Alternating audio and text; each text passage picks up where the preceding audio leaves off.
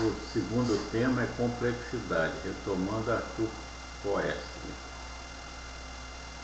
Nós vimos no 15º grupo, o primeiro item foi ólon, composto de olo, todo, e par, especialmente par todo, par. Então, complexidade, Arthur Koestler se prestou maravilhosamente bem para explicar a complexidade, porque uma vez que o primeiro programa-máquina vivo, composto de programa não vivo e máquina não viva, resultando em programa-máquina vivo, primeiro ADRN hábil para prosseguir, uma vez formado o primeiro, ele se torna predador do ambiente, ele tem uma superalimentação à disposição. Então ele tem todas aquelas proteínas e moléculas de polipeptídeos para digerir. É um super prêmio para o primeiro que se forma. Assim como, por exemplo, a primeira família teve o amplo ambiente da Terra para aproveitar. E assim a primeira empresa, a primeira cidade, que foi Jericó há 12 mil anos, não tinha nenhuma outra. Então o mundo todo servia de alimentação para Jericó. Era mais organizado, ele estava num patamar superior de organização. Então, até que Jericó produzisse limitado número, para aqueles tempos, né, de cidades, um grande número de cidades, não havia competidor. Então, quando formou a primeira cidade,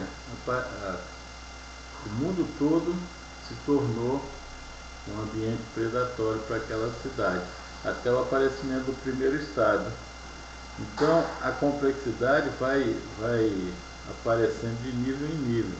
Uma vez existindo a primeira cidade, ela não recua, porque é o cimento, né? O cimento cola, conforme eu falei, o cimento K, a cola K, ela não recua. E as outras, as pré-cidades, vão copiar a primeira cidade, elas se formam por replicação do molde, do modelo da primeira cidade. Assim como quando você faz o primeiro foguete, os russos e os americanos fizeram os primeiros, as pessoas, os outros que vieram atrás, não precisaram começar do zero, eles copiaram aqueles dois primeiros. E o primeiro circuito eletrônico, o primeiro guarda-chuva, a pessoa não precisa recomeçar do zero, não precisa reinventar a roda já está lá. A reinvenção da roda tem grande utilidade na medida em que as pessoas podem adquirir o conhecimento firme e verdadeiro de como as rodas são feitas, em vez de meramente copiar como o Brasil faz. O Brasil é um país eminentemente pagador de direito de patente, ou então rouba. Chama quebra de patente quando rouba a nosso favor, chama quebra de patente. E quando rouba contra a gente é simplesmente roubo mesmo. Então o Brasil quebra patentes, rouba as patentes dos outros. É um país desavergonhado nosso, em vez de produzir legitimamente coisas novas, é o país que rouba. E o Espírito Santo vai no mesmo caminho, é claro. As pessoas aqui pegam as ideias dos outros e não dão crédito. Então, retomando Arthur K., o fato é que a complexidade vai de um patamar para um patamar mais complexo, depois para outro mais complexo ainda. Por exemplo, como essa coisa que eu já tinha ouvido falar, mas reencontrei nesse livro que depois eu vou citar, do Francis Collins a respeito do Paley, diz aqui na internet, né, filósofo moral e pastor anglicano, que deu a analogia sobre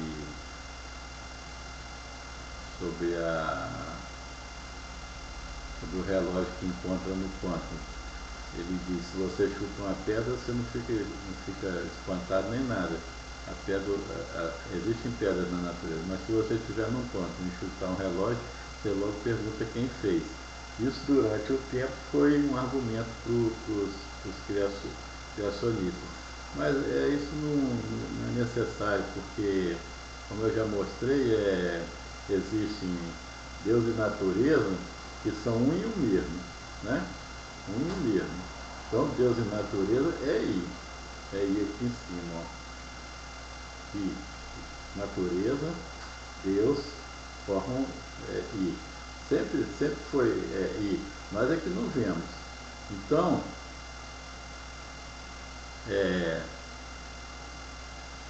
mas nós que estamos na condição de não ver, os evolucionistas, os que superafirmam a evolução, os que eu chamei de criacionistas, né? Os que vêm da criação, em oposição, complementação dos evolucionistas, os que vêm da evolução. Os produtos da evolução estão aí, mas são enormemente defeituosos. Os da criação não precisam ter medo daqueles da evolução, porque em todos os níveis as coisas são extremamente defeituosas por parte da natureza. Por exemplo, a formação do sistema solar tem um cinturão de asteroides entre Marte e Júpiter, tem o cinturão de Kuiper para lá de Netuno, onde estão os transneptunianos, e tem a esfera de Oort, a nuvem de Oort, que vai além do cinturão de Kuiper até meio ano-luz. Tudo isso é resíduo da formação do sistema solar, índice de imperfeição física. Assim como existem índices de imperfeição química, índices de imperfeição biológica, P2, psicológica, P3, quer dizer, por exemplo, as pessoas com deficiência física ou mental, embora devam ser acolhidos pela humanidade, com toda a reverência, são índices de imperfeição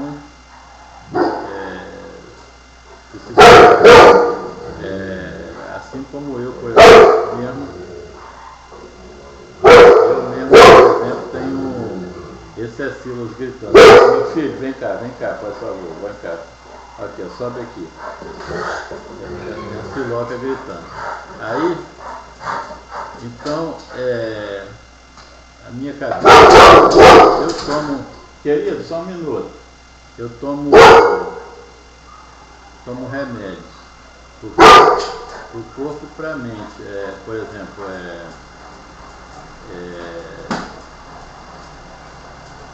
lítio para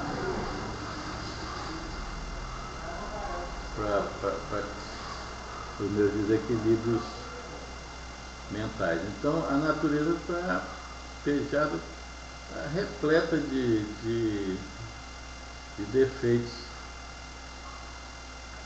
Obviamente nós não devemos nem podemos esperar que Deus, o lado de Deus, por oposição à complementação de natureza, o lado perfeito de I, de onde saem todos os moldes que deveriam ser perfeitos, não podemos esperar que sejam imperfeitos, pois já a palavra já está dizendo, tem que ter um lado imperfeito e um lado perfeito. Nós estamos no lado imperfeito. Então, os criacionistas não precisam ficar temerosos nem nada. Pelo contrário, a evolução é um índice agudo das imperfeições da natureza. A natureza montou ao acaso, num tempo extremamente longo, 3,73 bilhões de anos para a fisicoquímica e 3,8 bilhões de anos para a biologia. É um tempo espantosamente longo, ao passo que acreditar nas religiões, o tempo de Deus foi de 6.000 anos. Com a criação de Adão e Eva, então supostamente deveria existir uma metade de criacionistas vindos de Deus e uma metade de evolucionistas vindo da natureza. A parte da natureza é longuíssima e comporta erros recorrentes, erros tremendos. Então, a complexidade é explicada por Arthur K., dizendo que o elemento de baixo, o ólon de baixo forma o ólon de cima, que forma outro ólon, outro. Então vai subindo em patamares conforme está exposto no quadro do modelo pirâmide. Então, as células formam órgãos, os órgãos formam corpomentes, os corpomentes indivíduos formam famílias e assim por diante vai. Você não regride. Ao constituir uma família, você não precisa regredir ao nível de células. Você começa com um homem e uma mulher. Então, não existe nada inaceitável em estimular a compreensão da montagem da natureza. É assim mesmo. A natureza é lerda e comete erros assustadores. Não tem dificuldade nenhuma em mostrar que a complexidade vai se estabelecendo aos poucos, e quando se estabelece pula para um outro nível superior e assim por diante até chegar onde nós estamos e acima. Então, quando nós constituímos os novos seres, não é preciso regredir até o nível de moléculas para fazê-los. Nós partimos de nós mesmos. E aí vamos para cima, para um novo patamar de complexidade, sem qualquer dificuldade. E é por isso que eu estou estimulando a compreensão de que Arthur Koestler resolve aquela questão do relógio. Quando você vai fazer um navio ou um relógio, você não começa de construir todas as peças. Existem empresas que fazem conjuntos de peças. O motor fornece as placas, as hélices, as cabines e assim por diante. É assim. A complexidade anterior se torna a simplicidade seguinte, que junta com várias outras forma uma nova complexidade mais adiante e assim por diante.